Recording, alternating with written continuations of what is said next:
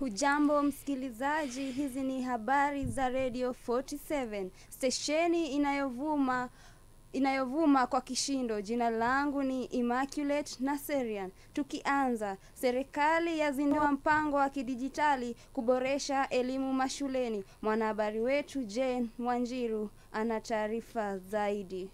Rais wa Jamhuri ya Kenya ameahidi kuimarisha sekta ya elimu kupitia mpango wa kidijitali unaolenga kuhakikisha kila mwanafunzi anapata kifaa cha kidijitali cha masomo. Akizungumza katika hafla ya ufunguzi wa shule mpya huko Kiambu, Rais amesema mpango huo utaanza kutekelezwa Januari mwaka ujao. Nikiripotia Radio 47, jina langu ni Wanjiru Njoroge. Tukiendelea, wanafunzi wa vyuo vikuu wapata mikopo ya Nyota kuanzia wiki ijayo. Mwanahabari wetu Wambui Kaara ana taarifa zaidi.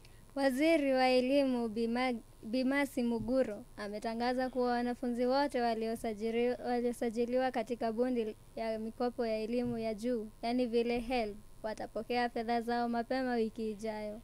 Waziri amesema serikali imetenga fedha za kutosha kuhakikisha hakuna mwanafunzi anayekosa kufika chuoni kutokana na ukosefu wa karo.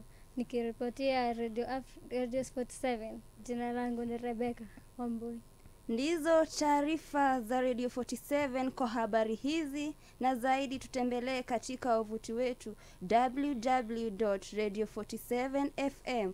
Usikilize na kutazama vipindi, watangazaji wetu wenye haiba, vile yanayojiri mitandaoni. Jina langu ni Immaculate Naserian. Makofi jamani kwa vijana, kwa wapi tuwahimize.